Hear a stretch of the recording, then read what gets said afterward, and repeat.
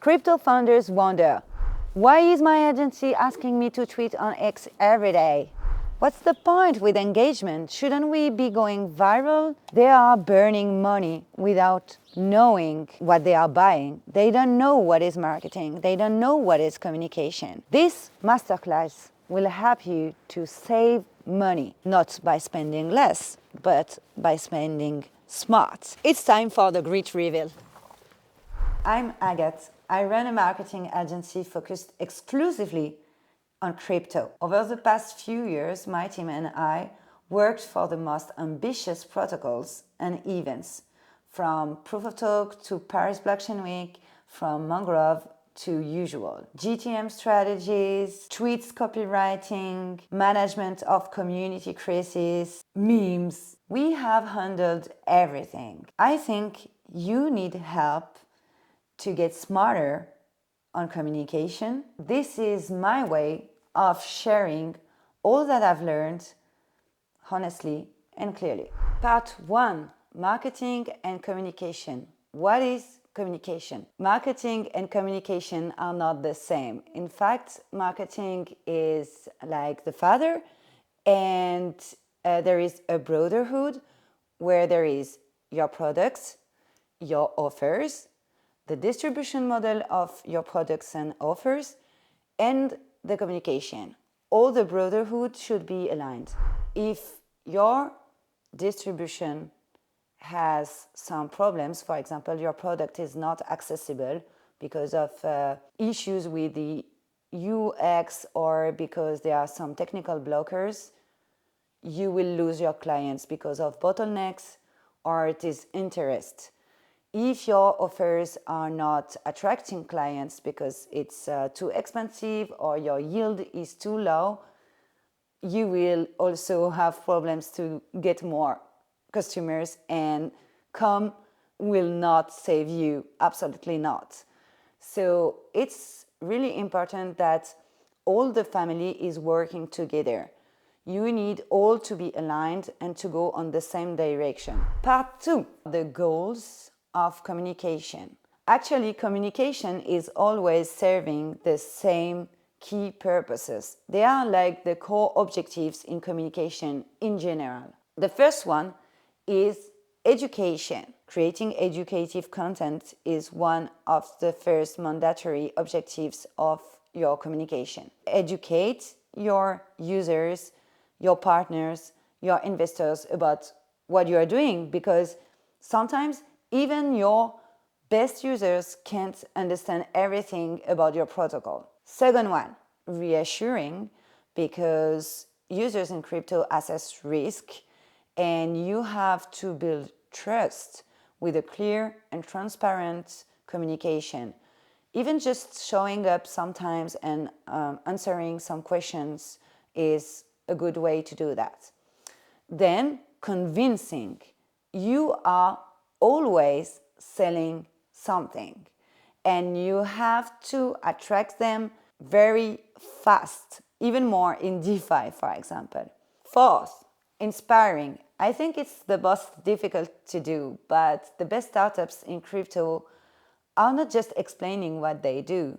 They are making people want to join the movement. This goes far beyond the product. Part 3, communication in the context of crypto. So now we have a definition of communication. All intentional messages that your brand want to share with its audience. But with crypto, it's a little more complex, as always. First, you have the protocol layer. You should share the documentation, the tokenomics. Then you have the products layer. It's how your UI is designed. It's the copies that you have on your website. And the third one, I would say, is very important in crypto, is the cultural layer. Here is the memes and the vibes that you were before considering as marketing. So again, why communication is so important in crypto? First, it reduces FUD and frictions. It helps your team to be aligned on what you're doing. It builds trust And last but not least, it enables virality. Part 4, the foundations of good communication strategy for a brand in crypto. Because of the structure of the crypto industry, there are 4 archetypes with different main goals in terms of communication. We're gonna see that now. The first one, infra builders, they will want to attract developers and VCs, so they need a clear and very techy communication. Then DeFi protocols, they will want to attract users and investors or LPs, so they need a very transparent and ultra confident communication. Then you have the consumer apps. They will want to attract engaged users or curious outsiders. So they need a very accessible, funny, and reassuring communication. Then decentralized autonomous organizations and communities, they will want to attract contributors. So they need a very participatory and cultural communication strategy. Now that you know the voice of your communication, we can start with a little nuance. Think about the state of maturity of your project.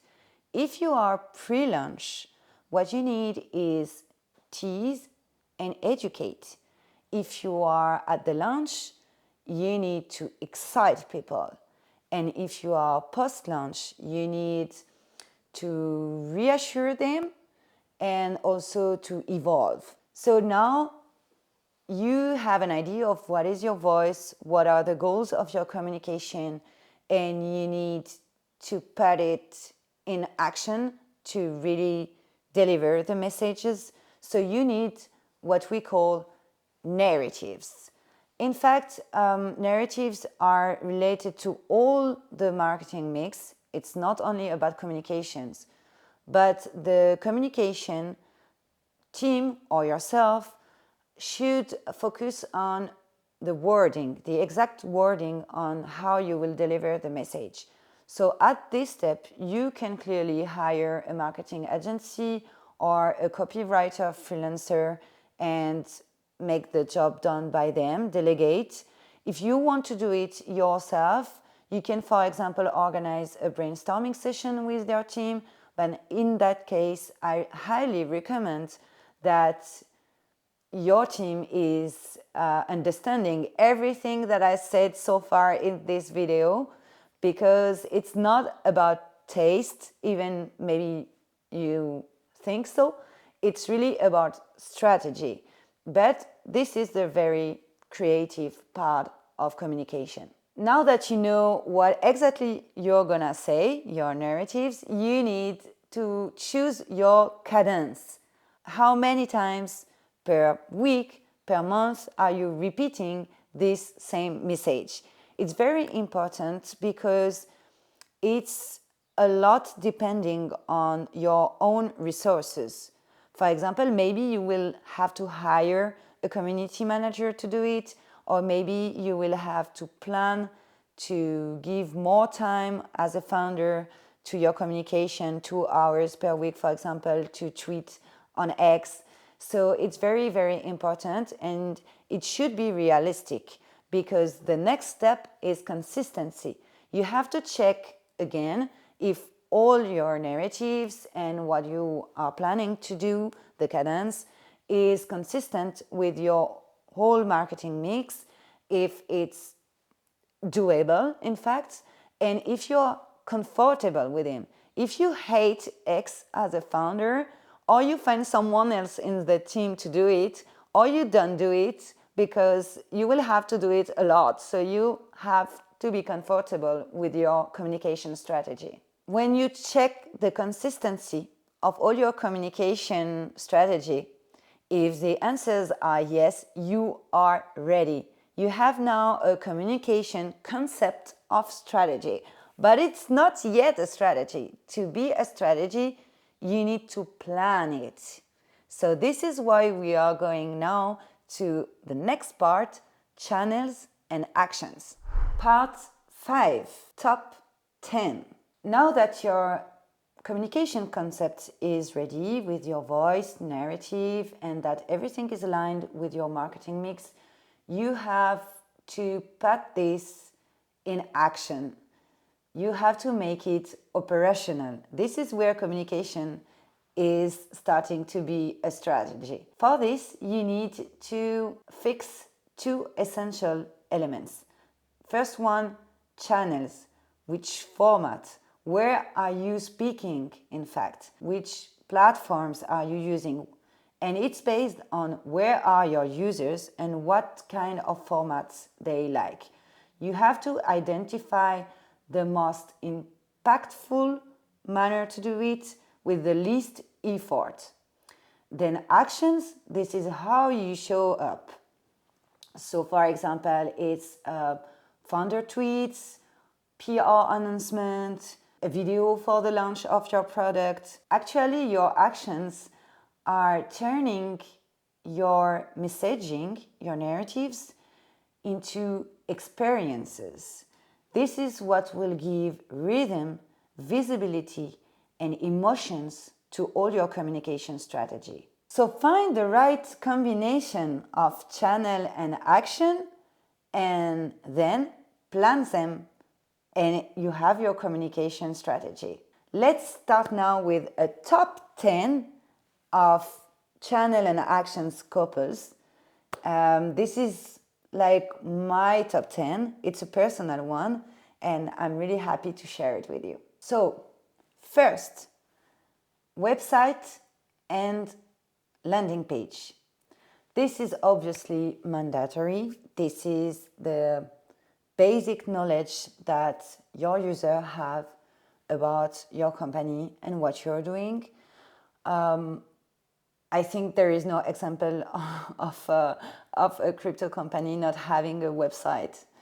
So very quick one. Second one, documentation. Documentation is very important. Before it was a lot relying on white papers. I think this is not very fashionable right now. People seems to have shift to Gitbook, where the brand can more express itself, even if it's technical documentation. Third, blog or newsletter. Blogs can help you a lot on the SEO strategy, so it can give you more visibility, but it's costly, and you need to invest time on it.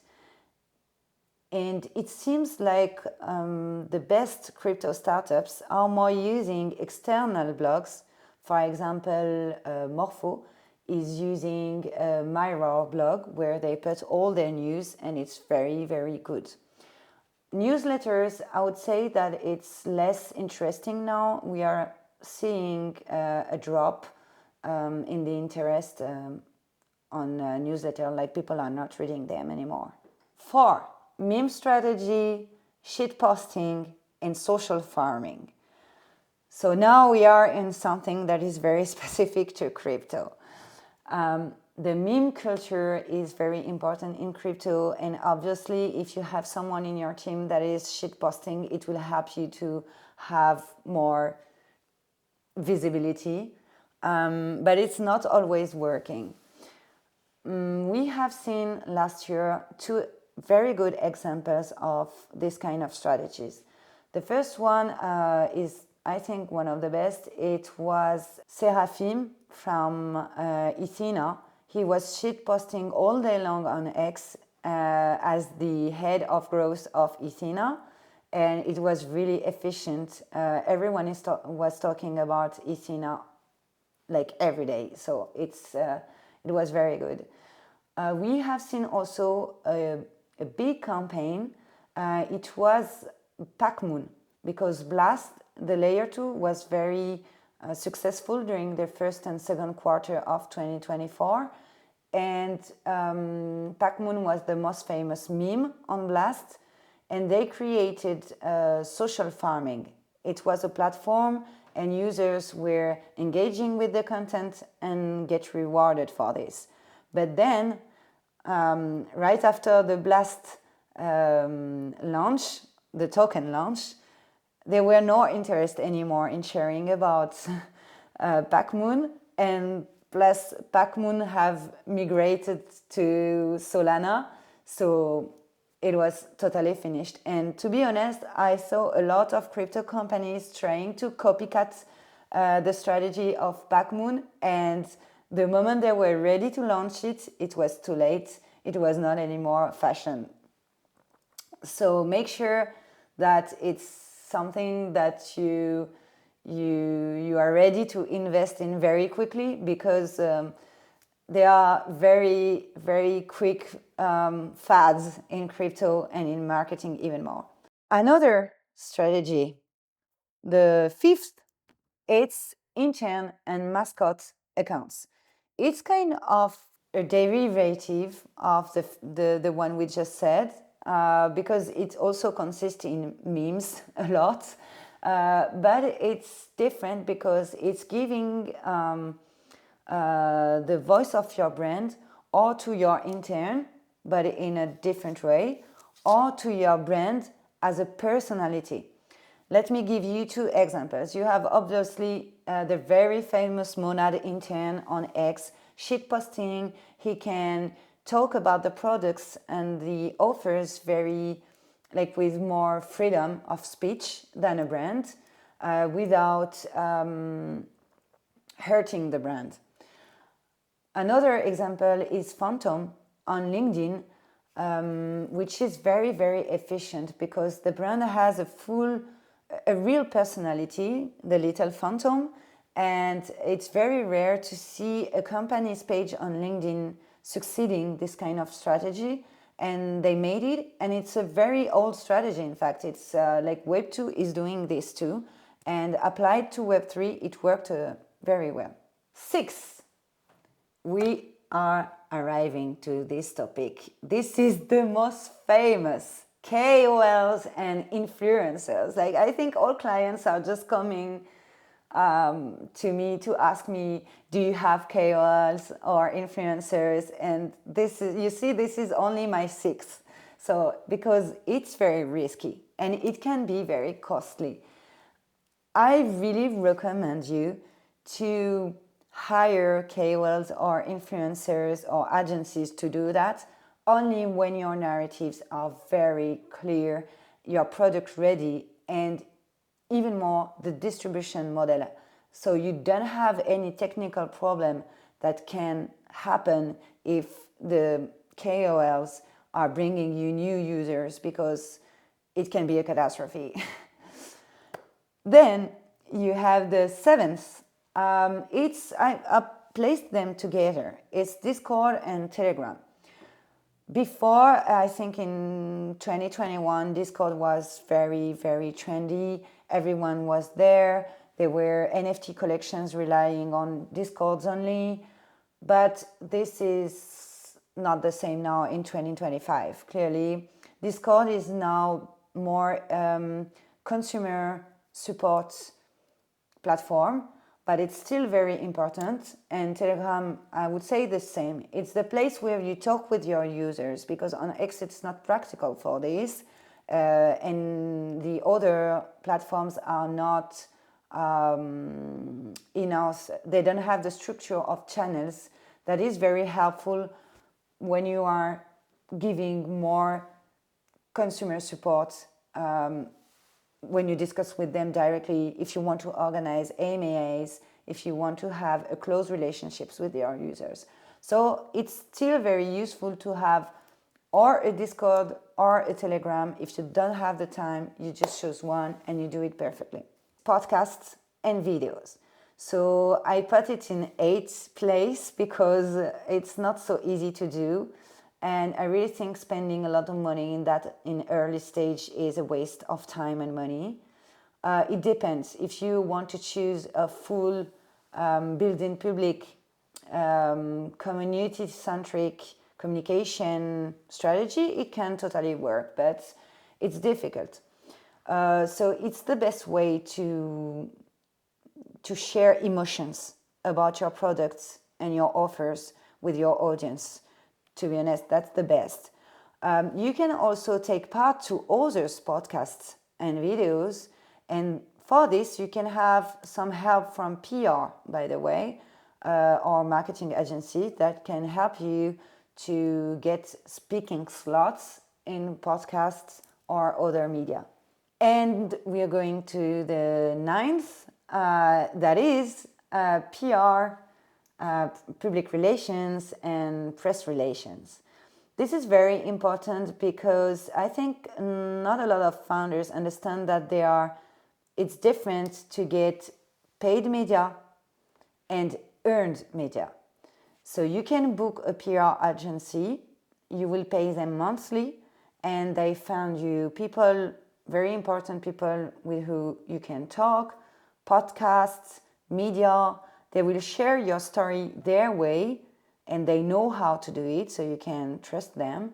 To other media, depending on your strategy. And it's very different from paying a media to be published and everyone see it. So it will position you very differently on the market if you choose to pay media or to pay a PR agency to find media publications for you. So that's very important to know that. I'd say that an early stage startup doesn't have to pay PR. It's useless, but maybe you can just pay them the month before your launch, so and the month after it, so they will share to MediaWire and journalists your launch announcement, or for example during a fundraising, to the closing of a fundraising. It can be interesting, and I think, yeah, if you don't have the money for that, you can just write press releases and send them to all your media contacts, even medium influencers, like they can share about you. They know how to share about you, so you don't waste anything by sharing a PR, a press release, when there are very strong moments of your company.